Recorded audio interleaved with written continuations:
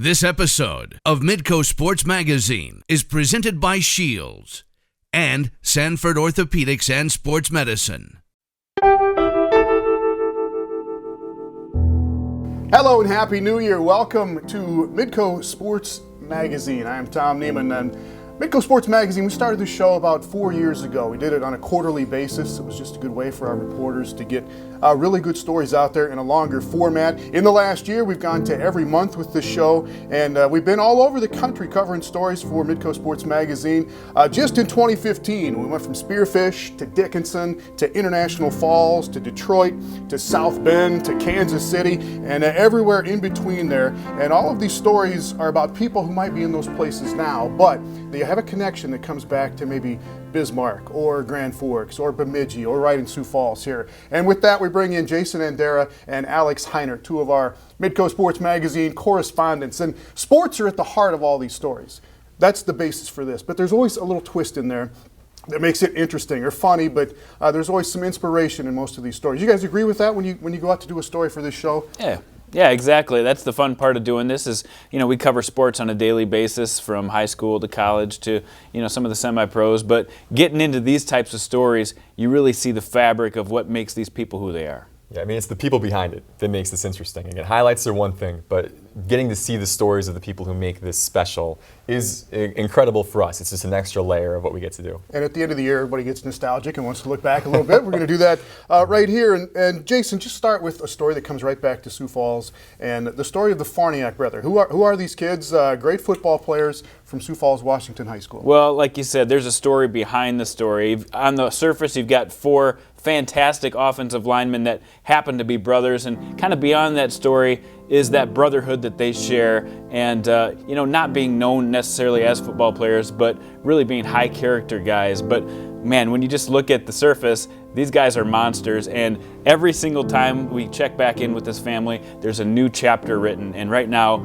these four boys are all creating some really cool chapters to their book. Yeah, just run through. Tom, the oldest, was at Iowa State, had a shot with the Minnesota Vikings, and he's back in Sioux Falls right now. Yeah, he took a look at the NFL, got a taste of what that was like in training camp, didn't quite make the team, but he's back running some of his own camps. Yeah. And he actually helped his two younger brothers to win a state title. He was on the sideline helping the offensive line, coaching them up for Sioux Falls, Washington, and two of his brothers on that team won a state title. Matt is the senior, and now he's kind of off to find his way to pick one of four prestigious colleges where he might take his talent to next year. And then Will had a full year of starting at center, and he's already got 2 college scholarships of his own just as a sophomore. So a lot of stuff going on with those guys. And then Derek, of course, is the one still playing at college this year with Oklahoma, and they're having an unprecedentedly successful season, one of the top teams in the nation right now. Yeah, as we speak, Oklahoma in that 14 playoff right now. What an experience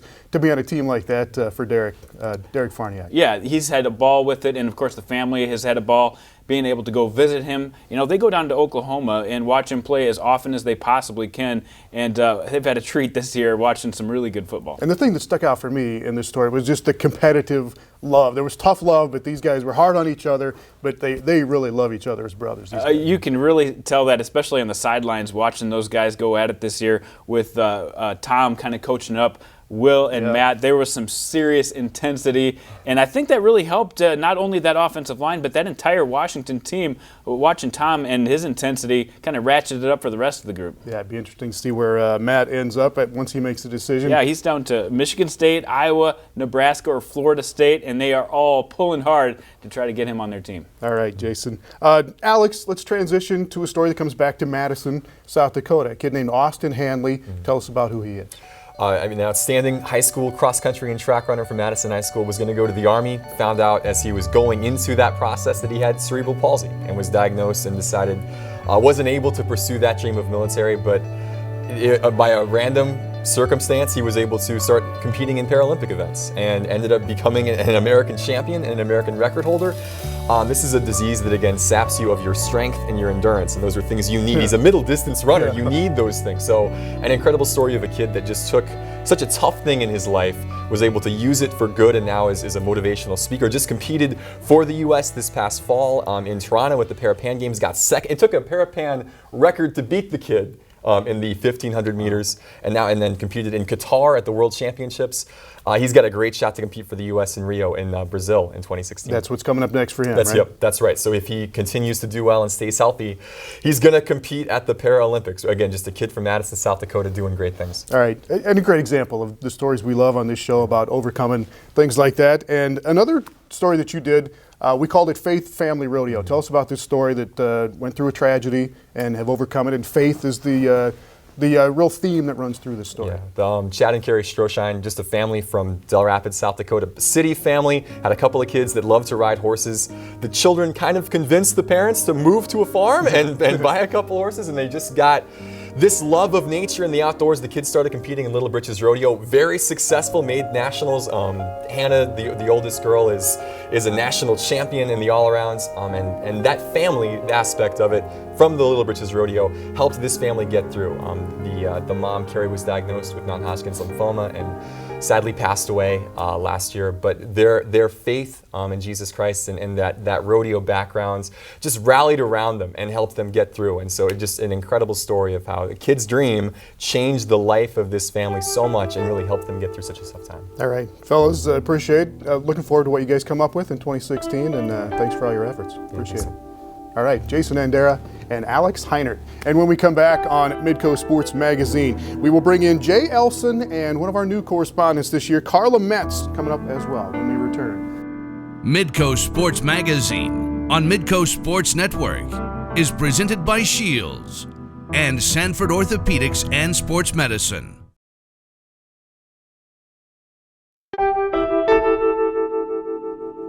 Welcome back to Midco Sports Magazine and our look back at some of our favorite stories from 2015. And we're joined by Jay Elson and Carla Metz. Jay, of course, one of our veterans here at Midco Sports Network. Carla just joined us this year, and very good to have you on board. And you guys, for whatever reason, had a lot of female focus in the stories that you did for Midco Sports Magazine this year. And I don't know if it was by design, but they're just very good stories at heart, aren't they, Jay? Every once in a while you get one and you just take a look at it and you appreciate it for what it is and what the accomplishment within that story is. As opposed to who it's about. And it just so happens that a couple of my favorite ones from this year were about women, and incredible women at that. And as you get to the opportunity to sit down with them and just talk with them and understand who they are and what makes them tick, it just makes it that much more interesting and that much more fun to tell their story. So that's one of my favorite parts about this show, is just the incredible people that you do get to meet. And I got to meet a couple of really incredible women this year. All right, we'll touch on those in a second. Carla, you've done stories on a kicker, a female football player, and a female race car driver. And what attracted you, I think, to these stories was not necessarily, it's not a novelty anymore for women to be competing in these sports along with men and anybody else, right? I mean, that's what attracted you to these stories? Absolutely. They're not the first females to drag race or to play football, but they definitely shine a light on going after your goals and your dreams, even when it's not the cultural norm, because we're not yet there in our culture where it's not the norm for females to participate in these male-dominant sports. But you're going to start seeing more stories like this because those gender expectations in sports are evolving. And I think the biggest point for Jay and I is that we're covering these stories not because they're females playing, females in male-dominant sports, but because they're really good athletes at their sport, and that's so important to point out. Yeah, it still raises eyebrows with some of these stories, but that's part of the fun of covering some of these. Jay, let's go back first to a young woman who's at the University of South Dakota, great track athlete, who is Megan Gleiser. Yeah, Megan was a high jumper and set all kinds of records at USD. And in fact, the best high jumper. I think that's safe to say that the University of South Dakota has ever had in terms of females. So, but her story was one that you just consider everything that she took on throughout her career. I mean, she obviously the rigors of an academic schedule and an athletic schedule, at the Division I level. Well, on top of that, you throw in the fact that she's a mom and she has a 4-year-old son, Brody, and so she's trying to raise him. In addition to that, she's engaged, and so at the time we did the story, I mean, it's just incredible. I mean, I was an athlete in college. I remember what it was like to try and balance these things, and I wasn't a father at that time. So you throw in that, and that's maybe the biggest piece of it, and maybe the most important piece of the whole deal. And I think it's even more impressive now that we get into what's passed in terms of time, and the fact that she hasn't slowed down at all. She's one of 5 students that was accepted into the Doctorate of Audiology program at USD, and that's what she's currently doing from an academic standpoint. Brody is now in preschool, getting ready to make that jump to kindergarten here before too long. But so she's doing the same type of thing there in terms of academics and just being a mom. Athletically, there's been a couple of huge, evolutions here as well, because she's since announced just recently that she is going to train for the Olympic trials, which are coming up end of June, early July of 2016 in Eugene, Oregon, with her sights set on the 2016 Olympics. And she's been training with Lucky Huber and Andrea Cota down at USD. And she's also spent a good part of her winter break training in Charlotte, North Carolina. And that might seem kind of strange, except for her fiance, Brandon Wager, is in Charlotte, making his living as a professional football player now, because he was signed by the Carolina Panthers out of Morningside College as an undrafted free agent, and he made the team at the running back spot. And he hasn't been active in a game this season to this point, but that's quite an accomplishment. As anyone who follows football knows, it's extremely difficult to hang on as an undrafted guy, and he's done it. And so Megan's been kind of bouncing back and forth between Vermilion and Charlotte all fall and into the winter, just to go and support him and make sure Brody's able to be a part of that as well. And I think that, somehow, some way she makes it all work. But that's her drive, and that's who she is. And it's just incredible all the things that she's able to do and give herself the kind of quality of life that she has. And in your experience, has had a great attitude about all of it all the way along. Absolutely. Right? She's a very down-to-earth person. I think everyone that we came in contact with at USD that spoke of Megan was very high on her, and just not only her work ethic, but her ability as a mother, and just the way that she's handled everything that's been thrown at her, and the things that she's chosen to grab a hold of and really attack with a real persistence, and I think that's key for any athlete. All right, we'll keep an eye on her here in the first part of 2016. And Rachel Evans is another female that we followed in 2015, a football player at a junior college in Minnesota. What's her story? Yeah, she's originally from Godley, Texas, and if you know anything about Texas, you know that football is the culture of Texas, so it just makes it even more incredible that she even broke almost that cultural rule in Texas by becoming, the first kicker to play at an all-star game in Texas. Yeah. So that was pretty cool. And then she got recruited up to Minnesota West, and she's just become this incredible leader, both on and off the field, and really the Worthington community has really rallied around her, and she's kind of iconic at Minnesota West, so it's a pretty cool thing. But to your school, she has to move on now and wants to play maybe Division II football. Is there any update on that? Absolutely. She definitely wants to continue her career in any way possible. I know that at one point she wanted to kind of look at schools closer to home to be closer to family. I know that she's gotten a couple offers from D2 schools, but we're not sure where yet. And good enough to play at a D2 school. We know absolutely. That. She's great. All right. And one last thing, Jay. Check on one more story we did on a woman named Kitty O'Neill, who has lived an incredible life. And just an update, she's a land speed record holder. And just a quick update on Kitty O'Neill. Kitty set the 3-wheel land speed record for women back in 1976. She went 512.710 miles per hour. That's an average speed of 2 runs. And that's what it takes to set a record in the land speed community. And so she set that back then. Well, we did a story on Jessie Combs, who now lives out in Los Angeles, but is originally from Rapid City, South Dakota. And Jessie is kind of the new sensation in the land speed community, at least in terms of women.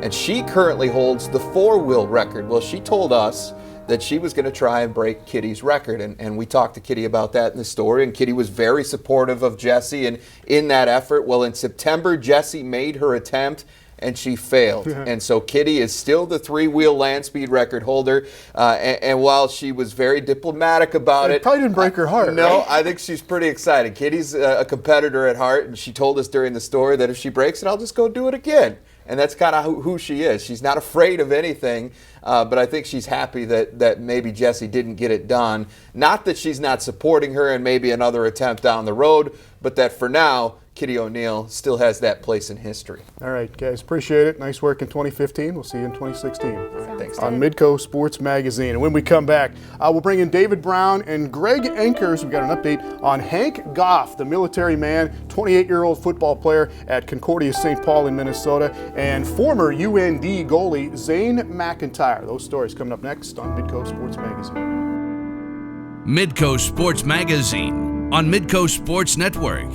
is presented by Shields and Sanford Orthopedics and Sports Medicine.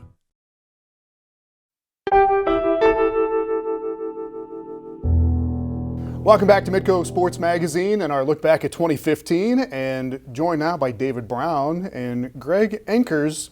And Greg Enkers over there is our hockey correspondent. He does our NCHC show here on Midco Sports Network. One of the stories he did this year was on a former University of North Dakota goalie named Zane McIntyre. This was a good story. Tell us a little bit about this. Well, at that time, actually during the prom that he got to go to with a nice young lady from Warren, Minnesota, at that time we didn't know what his future held. He could have still been current UND goaltender, but of course he moved on shortly thereafter. But what a special treat, and a guy that really captures what you want out of a University of North Dakota hockey player for sure. Just the class, charisma that he brings to the table. And this was a young woman from a high school in Minnesota Yep. that had asked Zane to be her prom date, and he graciously accepted. Of course he did. All right. Because why wouldn't he? Yeah. You know, it's just that's just the type of person that Zane is, and it was such a special treat for her. Growing up with cerebral palsy and some other setbacks health-wise for her. She's had a challenged life, but nobody looks at life with a brighter picture than she does, and asked Zane to go, and they went in style, that's for sure. Yeah. And tell us about Zane now. He has moved on since then from UND. What's going on with He has, as I mentioned, shortly thereafter, his draft rights were owned by the Boston Bruins, and they wanted him after his junior year, so he has gone on. He's playing for their AHL affiliate in Providence right now. Right. Struggling a little bit. He's made 10 appearances, only a 3-4-3 record over those 10 games, but it's a learning curve, as Zane, I'm sure, would testify. You jump up in competition, it's going to take some time to adjust. All right. David Brown, talk about a story you did this year on a guy named Hank Goff. Amazing story that he started playing football at South Dakota State University. Didn't make it there. Pick it up from there. Yeah, his first year of college football was 2005 at South Dakota State. His last year was this season, yes. 2015, How did that at Concordia University in St. Paul. Well, a big journey along the way. He basically dropped out of school at SDSU. He admitted he didn't go to class. He started sort of doing the cliche things. He didn't know where he was. He was drinking a lot, just didn't know what to do with his life. And then he decided, what's the hardest thing I can do? I'll join the Marines. And so he joins the Marines. He ends up getting sent overseas to Afghanistan. He's a machine gunner. So this is a guy on the front lines. He's suppressing fire so that his compadres can basically go attack the enemy. He was there for 9 months. Spent 3 more years in the Marines, got honorably discharged, and then he still couldn't figure out what he wanted to do with his life. He came back and he was resorting to the same things that happened after he left SDSU. He was drinking hard and he didn't know what to do with his life. Then he found out he had 3 years of football eligibility left, so he goes to Concordia St. Paul as a 26-year-old sophomore and just graduated, graduates in the spring, but finished the season as a 28-year-old senior at Concordia St. Paul. And one of the funniest things about that story is you guys go over to do the story, and he's not practicing. No. Because why? Because he's too old, right? He's too old. He's a veteran both in life and in terms of football experience. But it was hard on his body, football practice. It's hard on his body. They gave him all this time off, and these 18-year-old kids are ripping him and stuff like that. But he's like, I got 100 little brothers. I can tease them as well. But he's a good guy, and he just recently got the 2015 Disney Sports Spirit Award down at the College Football Hall of Fame in Atlanta, Georgia, given to the year's most inspirational college football player. And he really is an inspiration because, as he said, football saved his life. He was suffering from PTSD-like symptoms, and he used football as an outlet to get his life on track. Yeah, he's a guy you want on your side. Absolutely. That's what we found out about Hank Goff. That was a great story. Greg, back to you and a story from up in North Dakota, Dickinson, North Dakota, and a young woman named Margaret Martinez. Tell us about her story. Well, you talk about somebody who's gone through their own share of perseverance in winning battles. Certainly Margaret fits that mold. Gal from California, after junior college, transfers to North Dakota, eventually ends up at Dickinson State, and gets struck by a car just walking to work, ended up with a broken leg, and had to endure rehab not once but twice because they inserted a rod. She wasn't comfortable with that, had it taken out, had to rehab again. Then on top of that, got struck by a second vehicle crossing the street and had another setback there, but has persevered through it all and has returned to cross country and achieved some wonderful things this past year. She hit, back to running for one thing, which is incredible, and back to setting personal records, it sounds like. She set a personal record in October, shortly after the story ran, actually, at a meet in Yankton, and then got the opportunity to compete with her teammates at the national championships as the season ended as well. So it's about a 2-3 year recovery process for her. She'd be the first to tell you that she's not totally where she wants to be running-wise yet, because that's just her personality, but she's doing great things. All right. And David, finally, let's go back to a story. You covered some kids from Brookings biking across America. Literally, these guys biked across America for what reason? They were all there at South Dakota State because of education. And this is a story that took basically 2 years to tell, because they decided New Year's Eve 2013, let's bike across America. Just randomly decided. Then they needed a cause, and they all determined they were there for education, so they raised money to build a school in Honduras. And the cool thing about that story is, ambitious enough, let's bike across America. They had to, figure out logistics, figure out funding, figure out how they're gonna stay. They didn't pay a single dime in hotel fees. They basically couch surfed their way across America.